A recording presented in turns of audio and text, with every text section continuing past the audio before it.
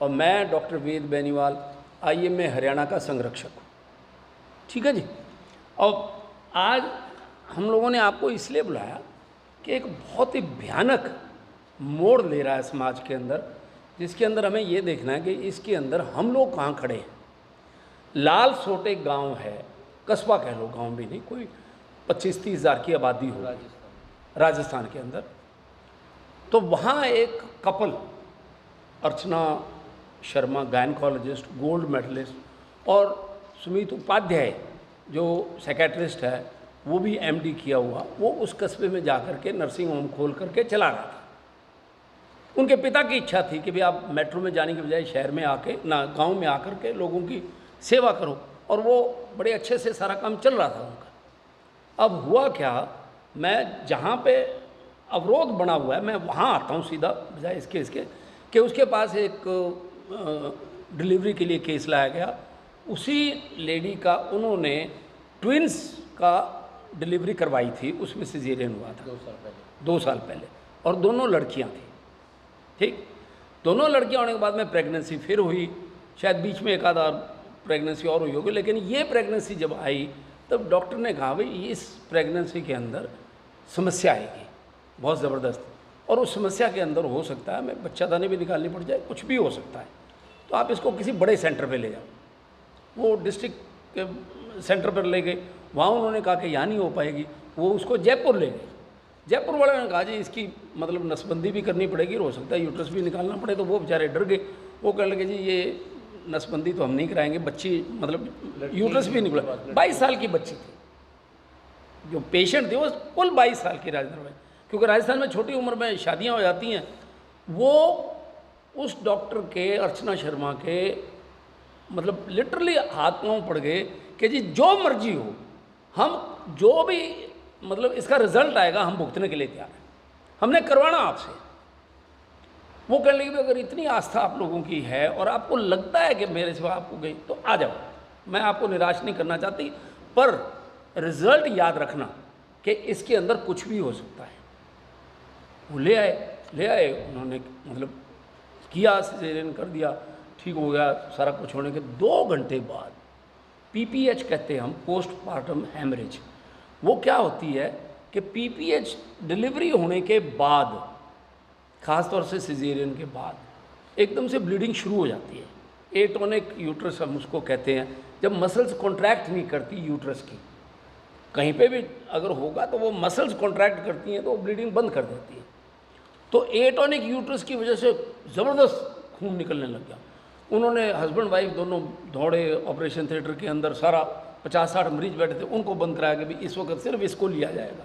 उनके अटेंडेंट्स को मतलब साथ रखा और उन्होंने मतलब पूरा करने की कोशिश की, 2 यूनिट ब्लड भी चढ़ाए, वो मर गई। अटेंडेंट्स ने कहा साहब हम बहुत शुक्रगुजार हैं, ऐसी कोई बात नहीं है, आप पे कोई लांछन नहीं है, आप सिर्फ एक काम कर दीजिए कि बोलिए कि हमारे पास पैसे नहीं हैं तो आप हमें एम्बुलेंस कर दीजिए घर जाने के लिए। तो उन्होंने कहा कि एम्बुलेंस ही नहीं, मेरा मन कहना है ये जितने पैसे आपके जमा है वो भी ले जाओ। उन्होंने दे दिया, वो ले गए घर। अब घर जाने के बाद में लाश को नहला दिया, धुला दिया, वो लेके जाने की, शमशान घाट ले जाने की, इतने में एक दलाल का फ़ोन आता है। वो कहता है कि तुम बेवकूफ़ हो, तुम वहाँ से लाश को उठा के क्यों लाए, ये 50 लाख की लाश है, मैं दिलाऊंगा तुम्हें, खबरदार है इसको शमशान घाट नहीं लेके जाना। वो वापस आता है, रात को वो कहीं और था, वो वापस आया, वो लाश को उठा करके उनके नर्सिंग होम के आगे ले गया। 200-250 आदमी इकट्ठे कर लिए, नारेबाजी होनी शुरू हो गई। और वो हस्बैंड वाइफ लाल सोट के अंदर बैठे हैं और वो घबरा गए। उसका हस्बैंड भागा कि भाई किसी तरीके से मैं पुलिस प्रोटेक्शन मांगूं। पुलिस प्रोटेक्शन मांगने गया तो वो जो दल्ला था वो भी वहीं बैठा था और उसने कहा जी इसको कहे कि पुलिस प्रोटेक्शन, इस पर तो 302 का केस होना चाहिए। और वो पूरा जोर मार रहे थे 302 का केस बनाने के लिए। और दुख की बात ये है, आप सब जानकार हैं, पढ़े लिखे हैं, समाज के अंदर रहते हैं, 302 का केस रजिस्टर हुआ। उस लेडी डॉक्टर पे 302 का केस रजिस्टर हुआ। 302 का केस रजिस्टर होने के बाद में उस दिन शाम को पत्रकारों ने उसको अखबार में छापा। सुबह जब उसने अखबार पढ़ा तो उसकी होश गुम हो गई। वो लेडी डॉक्टर कहने लगी 302 का तो मतलब बेल भी नहीं होती, जमानत भी नहीं होती, मैं तो जेल में जाऊंगी। और जेल के अंदर उसने पिक्चरों में इधर उधर देखा था भी लेडीज़ के साथ क्या होता है। वो इतनी घबराई हुई थी ना, उसने एक सुसाइड नोट लिखा और फांसी खा ली। 2 उसके छोटे छोटे बच्चे, उसका पति। नोट में उसने सिर्फ 4 लाइनें लिखी और आखिरी लाइन वो मेरे लिए लिख के गई कि किसी इनोसेंट डॉक्टर को हैरास मत करना। कोर्ट की एक गाइडलाइन थी, ठीक है। एक हम लोगों ने बहुत ज़्यादा वायरल भी किया था, एक Jacob Mathews versus state of Punjab एक केस था। उसमें सुप्रीम कोर्ट ने ये गाइडलाइन दी थी कि आज के बाद कोई भी डॉक्टर पे अगर ऐसा कुछ होता है तो बिना किसी मेडिकल इंक्वायरी के आप केस FIR दर्ज नहीं कर सकते।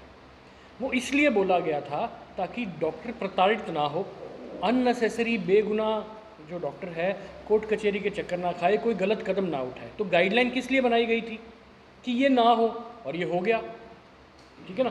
तो फिर गाइडलाइन को मानना चाहिए। तो हमारी कुछ डिमांड्स हैं, उस डिमांड में हम ये कहते हैं कि सबसे पहले तो ये जो गाइडलाइन है इसको IPC के अंदर इंडक्ट किया जाए, ठीक है, ताकि पुलिस के पास भी एक क्लियर इंस्ट्रक्शंस हो कि ये हो ही नहीं सकता है तो ये नहीं करना है, इसमें कोई किंतु परंतु नहीं है, IPC में इंडक्ट किया जाए इसको।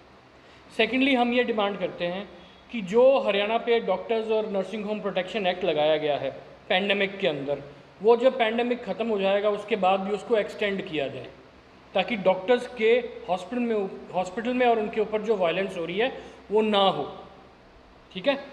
ये बहुत ज़रूरी है कि डॉक्टर्स की ज़रूरत क्या सिर्फ पैंडेमिक तक ही है, हमने तो ये सेवाएं उसके बाद भी देनी है, बीमार तो लोग तब भी पड़ेंगे।